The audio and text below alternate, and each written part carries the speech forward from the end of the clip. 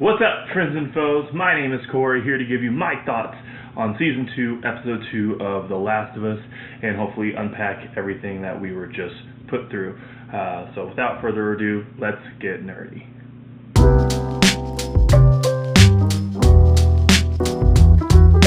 And I do want to start off by saying this is going to be full Tilt Boogie spoilers from the beginning. I'm assuming that if you're watching this, you would have already seen the episode. If not, I probably wouldn't recommend watching this video because I'll just talk about what happens in the episode. So if you don't want that spoiled,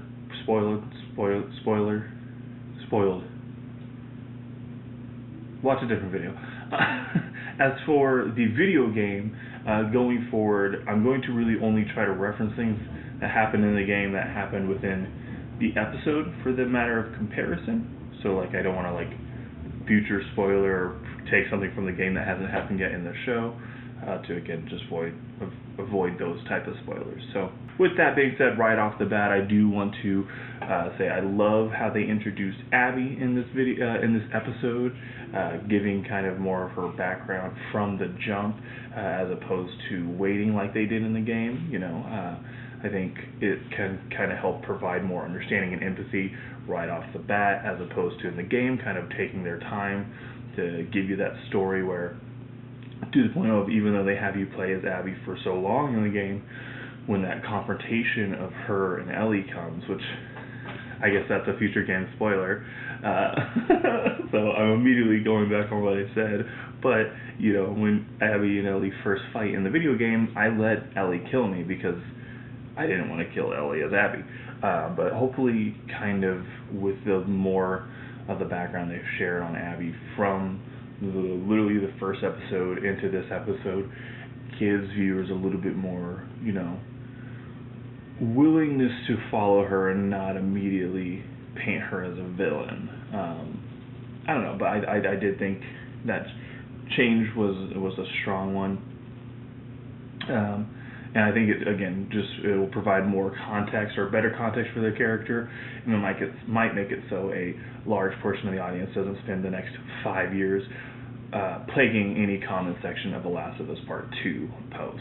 I also thought the changes in circumstances were interesting. Kind of, this portion of the game kicks off with Dina and Ellie going off on their own patrol, and Joel and Tommy together. This one it trades Joel and Dina patrolling, and then Jesse and Ellie patrolling. We get a great recreation of the scene of the very opening of Last of Us 2, the game, with even Jesse doing it's kind of fucked up you did that, which I thought was a great pull from the game and was done well here. I did also love the little character bit, the hint of where Joel and Ellie are at this moment in time, when she did say no matter what, we're going to be Ellie and Joel, it's going to be weird, but that's who we are. I thought that was a really cool kind of tidbit here as we're getting going towards the plot. I don't know.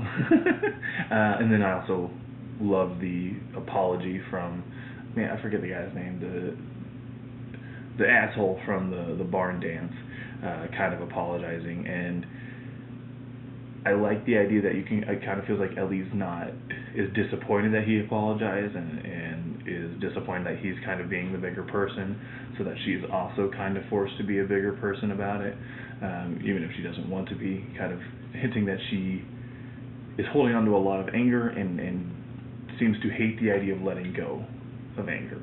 So I thought that was kind of I don't know if maybe that's me pulling that out more than that's actually in there. Maybe reading too much between the lines, but that's kind of what I pull from that. I will say the only disappointing thing about the changes in circumstances, we do lose the great scene of Dina and Ellie in the pot stash. But that being said, choosing to keep Tommy at Jackson Hole, which I think last week I kept calling it just Jackson, but it's Jackson Hole, kind of helped create a great two planes of actions throughout the episode and introduce new dynamics. Yeah, with these new dynamics, it was kind of fresh because even though I played the game, I wasn't entirely aware of the direction of the story that they were trying to go in. So that was kind of helped it be a little bit more compelling for somebody who, again, has played the game, so I kind of already knew the broad strokes. I also enjoyed it, even if it was only a little, getting more of the dynamic between Joel and Dina. I think establishing that they have kind of more of a relationship than I kind of remember them having in the game, I think does a lot to it better informs why Dina would be willing to join Ellie on their eventual eventual journey of revenge, which, you know, I don't think that's a huge spoiler. Like, obviously, it might be pretty obvious that Ellie will go after Abby after the end of this episode. But yeah, I thought that was kind of all a great setup. And then before we get into the fucking thing that happens, the actual battle at Jackson Hole. So part of what you're hearing about throughout the episode is that there is, like, somebody discovered, like, this field of frozen infected or clickers, and discovering that they're almost using them.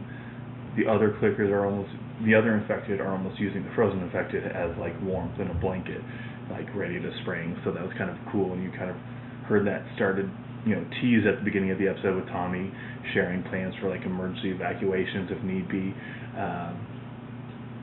And then immediately getting that in the episode, you get an actual, like, battle scene at Jackson Hole, where, you know, Abby accidentally walks upon the entire herd of covered infected, which that was such a like, cool, freaky effect to see, of, like, the ground literally giving way and them all crawling out, and especially seeing the bloater coming up in the middle of all that.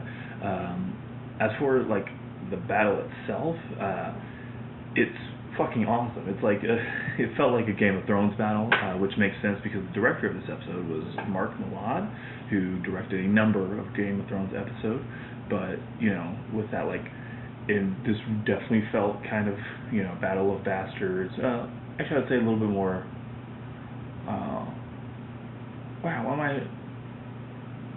Yeah, it felt like Game of Thronesian. I think you know which battle when he's fighting at the wall. Especially with, like, starting with the flaming barrels being rolled about, and how do I say that, like, starting with the barrels being rolled to blow up the hordes of the infected, and then escalating to flamethrowers once they, like, breach the wall, and having the rooftop snipers, and, like, there's almost, like, this feeling of waves of, you know, it's based off the Last of Us video game, but it's almost like a little bit like Nazi zombie-esque, where they're having to move constantly to, you know, keep their position and stay alive. And I love the effect of, like, you know, that Tommy and, like, all four of the flamethrower guys ready to stand, and then as soon as they see the bloater, Tommy's the only one who remains. And then as far as things that, like, pulled from the game, or like, Tommy having just enough flame to kill the single bloater that he comes into contact with, I thought was the absolutely most accurate thing pulled from the game. Not even like a specific moment, but there's just been so many encounters that as soon as I run into a bloater, I am low on every single kind of ammo they offer you. So I thought that was a fun little touch. 3, 2, 1. And then I also kind of I enjoyed I don't know if I enjoyed, but I thought the showcasing of the aftermath of, like, the battle was done really well, kind of showing all the, you know, like, the droves of dead bodies of people who had passed, and then you get the image of the guy with the bite, you know, asking someone to kill him, as, like, Tommy and Maria are in the street, just immediately this weird mix of relief that they're both alive, but crushed by what's happened to their home.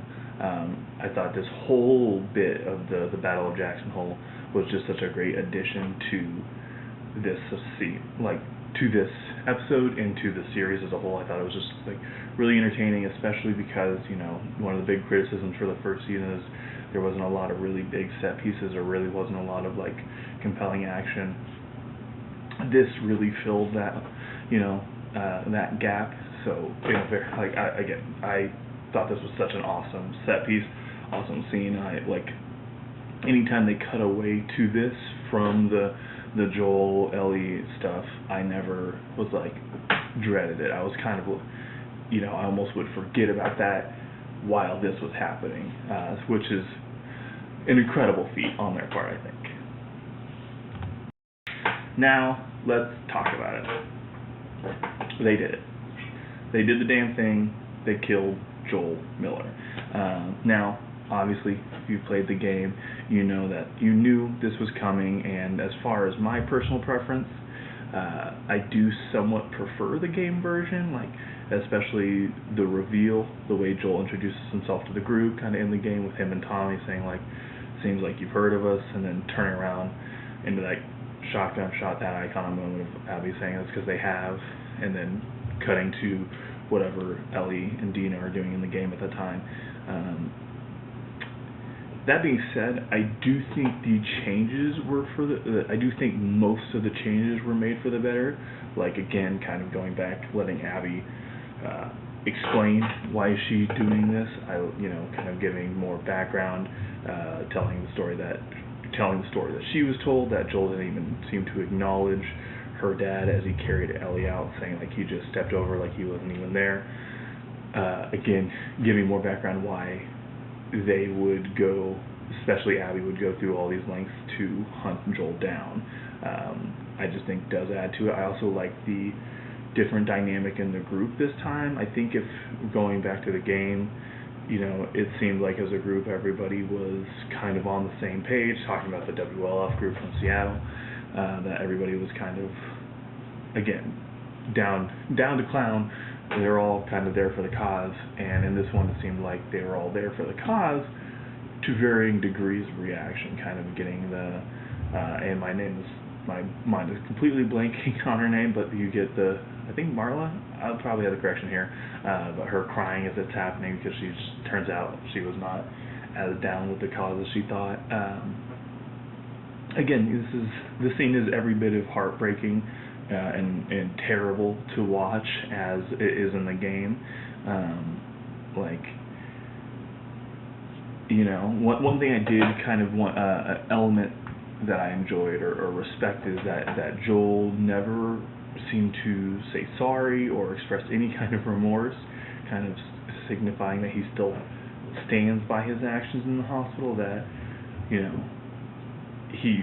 he has no qualms with what he did, for better or worse. And I did kind of like that, especially as she's giving her speech, okay, just get it over with, please. Kind of like, let's hurry this along, and you get the you stupid old man, you don't get to rush this. All great moments, fucking awesome. And I don't know what else to say about the scene that most people haven't already. Again, super heart-wrenching, getting Ellie there and having her do the, get up Joel. I think that hits just as hard as it did in the game. I think Bella Ramsey did a fantastic job. I think Bella Ramsey is killing it this season, especially. I think she killed it last season. And I think having Dina there is a nice little change, even though they knocked her out, so she didn't necessarily witness everything, but she was there to the start of it. I even like how part of the motivation for this scene is him. Joel is aware of the attack on Jackson Hole. He can see the smoke in the air. He can see the horde attacking Jackson Hole, but kind of indicate. How to say this? I feel like it's a better indication that he is distracted and he is more concerned about getting back to Tommy and getting back to Jackson Hole to see what he can do, as opposed to looking out for himself and trying to, keep an eye out for red flags for people he's running into in the wild, which I think does kind of add a lot to why he would just kind of go into this building with a bunch of people that he knows are armed, because that doesn't seem like a very thought out Joel Miller decision. But still, the one, I will say this, the only change that I'm iffy on, that I don't think I love compared to how it was done in the game, is the killing blow to Joel. I know this is a weird thing to be concerned about, but I don't know. I think in the game, just one last swing kind of punctuated it a little bit better than the like somewhat merciful stab to the neck. Like, like there just was seemed to be something nicer about the way it happened in the episode than it actually did in the game. That again, it doesn't bother me too much. It's just one thing that I did was like, okay, that probably one of the few things that I will say I was like, I think definitively done better in the game, in my opinion. Sorry, I'm about to get visited by my cat. So, and to start kind of wrapping up, I also just love the ending of the episode with, Ellie, Dina, and Jesse dragging Joel's body back to the burning Jackson Hole with Ashley Johnson, the voice of Ellie, singing over it, just giving it such a great somber way to end such a great episode. As a whole, I've seen some of the reaction online saying like, kind of, I think IGN gave this a 6 out of 10, or some people saying like this wasn't that great of an episode. I really disagree. Like, ultimately, when the episode ended, my immediate like in the moment reaction was like, that was one of the greatest episodes of television I've ever seen. Which, having it now watch it a second time and given it a few more days to think it over, I don't know if I would still say it's one of the greatest episodes of television I've ever seen. I think that's a bit extreme, but I think the fact that they managed to have so many planes of action happening at once and all of it was relatively compelling, none of it feeling like it was taking away from the other or disrupting the energy of the episode, is at the very least incredibly impressive.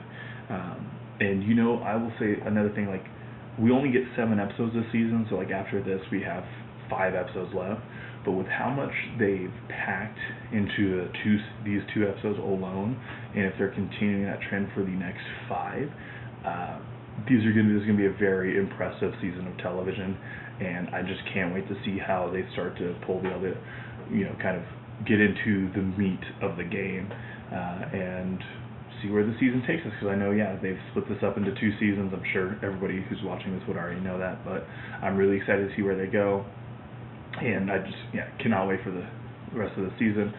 If you cannot wait, or if you're following along like I am, I'm going to be doing my best to do reactions every week to this season, just because I fucking love the show, and I love the game, and I love talking about this stuff. So please make sure to hit that like and subscribe button to follow along. Until then, I got to get back to nerding it.